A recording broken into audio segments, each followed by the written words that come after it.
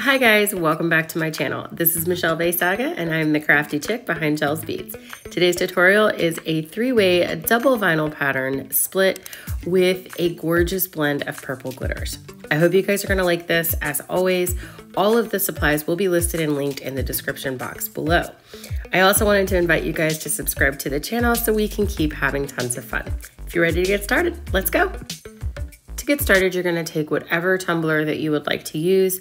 I am using a 20-ounce skinny straight from MakerFlo Crafts, and you're gonna measure the circumference all the way around the cup. Once you have that number, go ahead and divide it in half and make your tick marks on a piece of copy paper so that we can get our templates. You're gonna wanna do this twice so that you have a template for the half wrap of vinyl and also one that we will use to create our spaces for our smaller vinyl section and our glitter section. Once you have your template line done, go ahead and just cut out these template pieces, and once we have both of them cut out, we're going to work on one of them. To do this, we need to measure the height of our cup because we want our sections to make sense with the size of the cup that we're using. I go ahead and make a tick mark on one of my template pieces and just draw a straight line across the paper that will act like the top of the cup. Once I have that done, I'm just gonna eyeball where I would like that bottom section to be. I'm also trying to keep in mind to leave enough space for my decal because my decal will be placed later on the glitter section of this split. Once you have that, draw the line across using a straight edge ruler and cut this out with a pair of scissors. Go ahead and take your template and lay it out on your piece of vinyl. I am using this gorgeous black and white monochromatic rose pattern from Northeighty on Etsy. I will have it listed and linked in the description box below. To do this, I always like to do this diagonal edge first. So I make sure that I have it straight, and then I take a red marker and go ahead and mark the line to where I will need to cut. I like to use something that will show up, but will also wipe off of the vinyl without having to use any solvent. Once I have this piece cut off, then I move on to trace the rest of the template. I go ahead and cut everything out with scissors. We will be adding lines to this to frame out most of these pieces, and go ahead and stick that piece aside because I always have fun little projects for leftover vinyl. Just cut this piece out and then we will move on to doing the other half wrap of our cup.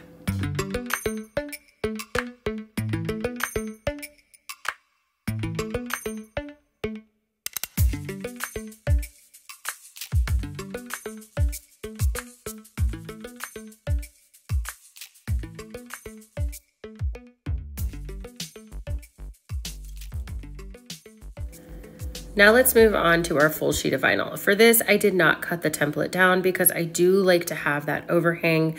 So when I am positioning this on the cup, I have a little bit of give and take in either direction. What I'm doing here is taking that template piece and lining it up on my cup and making a couple of pencil lines so that I know that this will lay straight.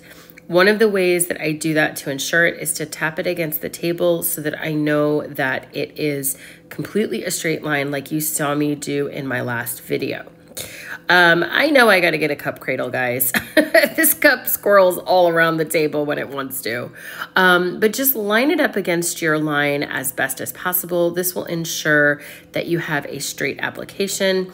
And once it's anchored down, go ahead and take your squeegee tool and I run it back and forth, left to right, right to left, alternating, and this usually gives me a completely bubble-free, drama-free application.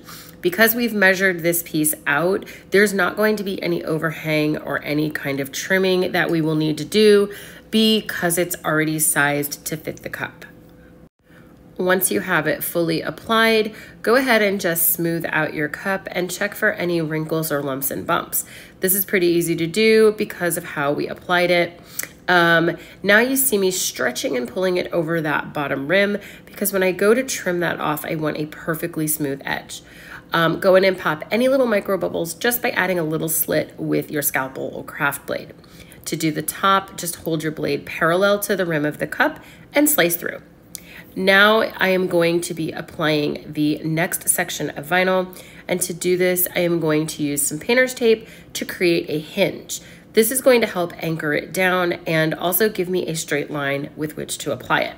I remove all of the backing because once I have this edge adhered, it gives me a really nice anchor point, and then I'm able to kind of stretch and pull to make sure that I keep that diagonal line really nice and straight. It's a little bit difficult to explain, but you see me here kind of pulling and tugging, and that's because the diagonal line can sometimes want to get a little bit shifted from where it needs to be placed.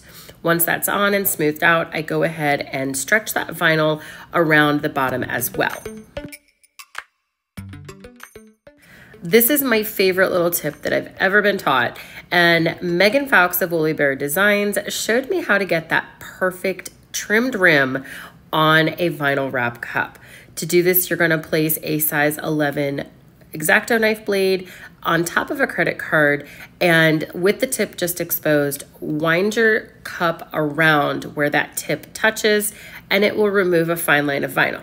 Now, I came up with a little bit of a kind of extension on that. I wanted a very fine line on the bottom of my cup, but I didn't have the right spacer for the Wicked Shimmer tool, so I used a acrylic clipboard. It gave me that perfect thickness, and I was able to trim up the bottom of the cup like you see here, and also the rim of the cup using the method from Megan. So thank you so much, Megan, for that tip. Next, we are going to mask off our areas of vinyl so that we can go ahead and spray paint just the section where our glitter is going to be. You can tape off however you like. I like using painter's tape, but you could use whatever method you are comfortable using. What I do first is kind of mask out the area with the painter's tape, just so I know I have at least those edges covered. Now from here, if you don't want to waste tape, you could always wrap the remainder of the areas with cling wrap, but because I'm also doing the bottom, I feel like tape lines are going to be much easier and much less messy than using cling wrap. So from here, I go ahead and just run it along the bottom of that vinyl, keeping it in line. I came up a little short here, so I had to cut off another piece. Just make sure if you have to do that, that your edges all line up. Otherwise, you're going to see that contrast between your lines. Once you have all of your areas taped off, we are ready to go ahead and take this outside to spray paint. I'm using French Lilac from Rustoleum 2 times, but any light lavender or purple spray paint that you have or brush on paint would work well with this area. Make sure to get the bottom of the cup because we will be glittering that. Now is where I'm going to start to add my glitter. I do the epoxy method. So for this, I am going to mask off those vinyl areas once again, but this time I'm just using thin electrical tape to do that because I have full control over where this epoxy is going. I am using a gloved finger and less than 1 milliliter of epoxy for both the area that I'm covering and the bottom. So there shouldn't be a need to cover the rest of the vinyl. Just keep in mind, you don't want to slop the epoxy on. You want to be very intentional about where it goes. I just have 5 milliliters mixed up because it's the easiest way to get a proper ratio. And I have less than 1 milliliter on here. I am using what I would use for a full cup because I'm going to be layering this glitter. So I do want just a little bit more epoxy than what I would normally have, coating this section of the cup and the bottom. I go ahead and just make sure that I smooth out any additional lines that may be in the epoxy because it might show up when you are glittering. Once you have your epoxy laid down, we are going to move into all of these gorgeous purple colors and get them applied. I'm using 3 purple colors from Diamond and Dust. This first one is You Crazy, and it's kind of like a opal hollow shift. This one is Purple Majesty, and it is a gorgeous metallic blend of a couple colors of purple. And last but not least, my favorite, You Jelly. This is probably my favorite opal pastel lilac glitter. To apply my glitter, I am taking this really weird looking flat spoon stir stick thing that I got with an epoxy kit. I will have it listed and linked down below. And I am just tapping it onto certain areas. I don't want a ton of coverage at this point because I am layering this with the other 2 colors. You want to start with your darkest color first because that's kind of like your base layer or what you're starting with. Make sure to get the bottom of your cup as well. And filming this was a little bit difficult because I wasn't at the best angle. But the easiest thing to do is to hold your cup completely straight up and down and apply your glitter that way. Move on to your second darkest color, which for me is You Crazy. And as you can see, it's got this beautiful, almost like rose kind of mauve tint to it. So it makes a really nice contrasting color to that darker purple Majesty. Finally, we're going to add our lightest color in, which is also the most transparent of all of the colors. So it acts like a really good blending color. You still don't want full coverage because we want to keep building up all three colors as we go along. You're going to come back in with Purple Majesty and kind of go over those spots that we already applied it, but we're going to kind of enlarge the areas where we place that, just so we make sure that we have enough of this darker color.